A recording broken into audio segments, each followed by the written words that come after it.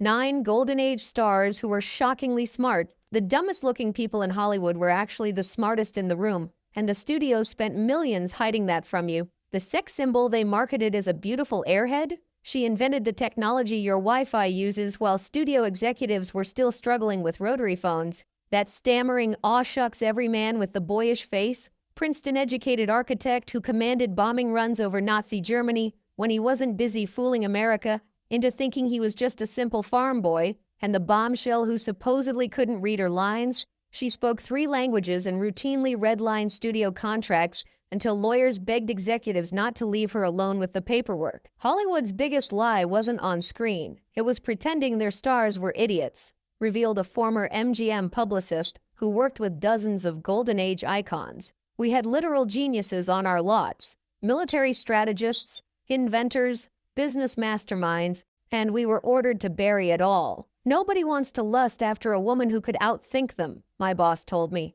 Nobody wants heroes smarter than they are. The truth would have shattered the fantasy and tanked the box office. So the studios created an elaborate fiction, not just hiding these stars' intellects, but actively creating fake, dumb moments to reinforce the lie. We'd plant stories about actresses asking where Europe was or actors who couldn't read their scripts, admitted a former publicity director. Meanwhile, those same dumb blondes were reading physics textbooks in their dressing rooms, and those simple leading men were discussing architecture and military strategy between takes. This wasn't just casual deception. It was industrial-scale fraud that ruined careers, delayed scientific innovation, and robbed brilliant women of recognition that went instead to mediocre men. And nowhere was this cover-up more shocking than with our first star, a woman whose brain changed modern technology while Hollywood was selling her body. Isn't that what it's all about?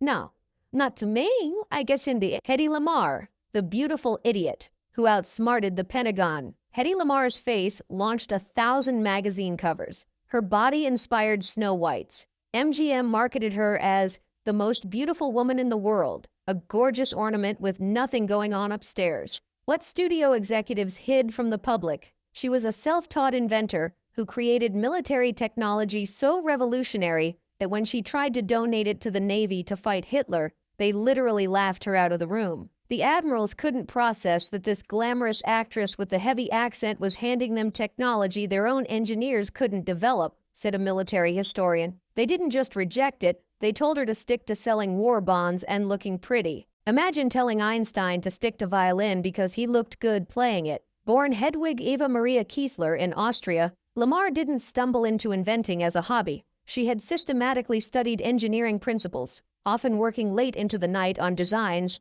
while the studio thought she was at parties or resting her pretty little head. Her home looked like a mad scientist's lab, revealed a friend who visited in the 1940s. Drafting tables instead of vanities, technical journals instead of fashion magazines. If Louis B. Mayer had seen how she actually spent her time, he'd have had a stroke right there on her doorstep. The problem Lamarr tackled wasn't just any technical challenge. It was one of the war's most critical issues. German forces could easily detect and jam signals to radio-controlled torpedoes, rendering them useless. With composer George Antheil, she invented frequency hopping, where the signal would jump across 88 different frequencies, making it impossible for enemies to jam the complete signal. It was decades ahead of its time. The concept was so advanced that engineers couldn't fully implement it with 1940s technology, explained a communications specialist. She basically invented modern, secure wireless communications before computers existed to take full advantage of it. The patent, filed under her married name, Hedy Kiesler Markey, gathered dust until the 1960s. By the 1990s, when engineers finally recognized that Lamarr's frequency hopping concept had become the foundation for Wi-Fi, Bluetooth, GPS, and military communications, she was an elderly recluse, bitter about how Hollywood had wasted her mind on pretty girl parts. The most devastating fact, in 1942 alone, the year after the Navy rejected Lamarr's invention, Allied forces lost 34 merchant ships, specifically due to torpedo guidance failures of the exact kind her technology was designed to prevent. Over 1,000 sailors and merchant marines died because military brass couldn't believe a beautiful actress could solve their engineering problem. She wasn't just ahead of her time, She was punished for it, noted a naval historian. The military would rather lose ships than admit a Hollywood beauty queen had outsmarted their entire engineering department. When the Electronic Frontier Foundation finally honored her in 1997, just 3 years before her death, she didn't even attend in person. She was 83, nearly blind, and had given up expecting recognition. She accepted by saying simply, "It's about time." "Every time you use your phone's Bluetooth or connect to Wi-Fi," said a technology historian, "you're using technology that exists because a Hollywood sex symbol was secretly a genius, despite every effort by men to make sure you'd never know it." He ran away and joined the circus when he was a senior in high school.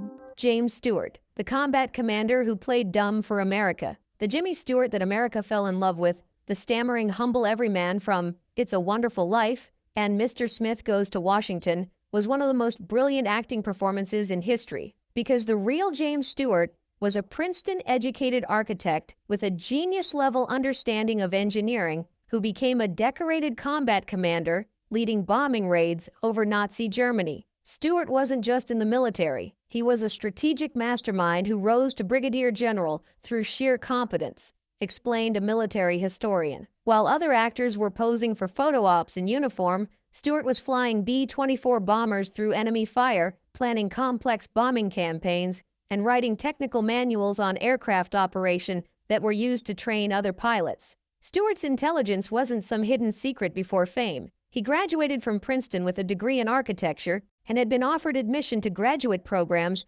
before choosing acting instead. Throughout his career, he routinely shocked directors with his detailed understanding of set construction and design principles. He once took one look at a blueprint for a set and identified 3 structural problems that would make filming impossible, recalled a set designer. The studio architect argued with him until they built it, and everything collapsed exactly where Stewart predicted it would. After that, they started running set designs by him before construction. But it was World War II that revealed the full extent of Stewart's capabilities. Unlike many stars who found safe positions or publicity assignments, Stewart insisted on combat duty. He wasn't just along for the ride, he was in command. He flew 20 bombing missions over Nazi Germany, emphasized a war historian. These weren't ceremonial flights. These were among the most dangerous combat operations of the war, with casualty rates that would terrify most people. He earned the Distinguished Flying Cross, the French Croix de Guerre, and 7 battle stars through genuine heroism. What Hollywood actively covered up was the sheer scale of Stewart's military accomplishments.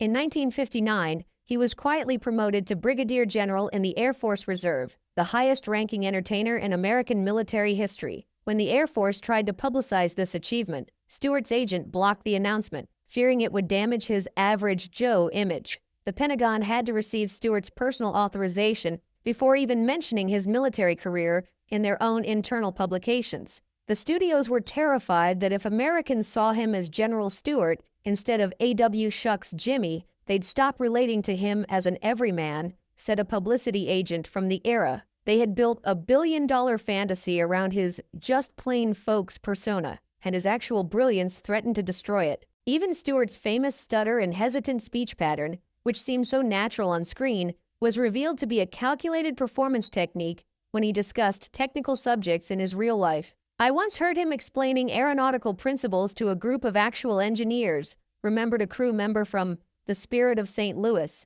"The stammer completely vanished. He was articulate, precise, using technical terminology most people wouldn't understand. Then someone from the press walked in, and he immediately switched back to the aw shucks Jimmy Stewart everyone expected." Stewart maintained this careful separation between his public image and his actual intellectual capabilities throughout his career, a strategic choice that allowed him to connect with audiences in ways that a more obviously intelligent persona might not have.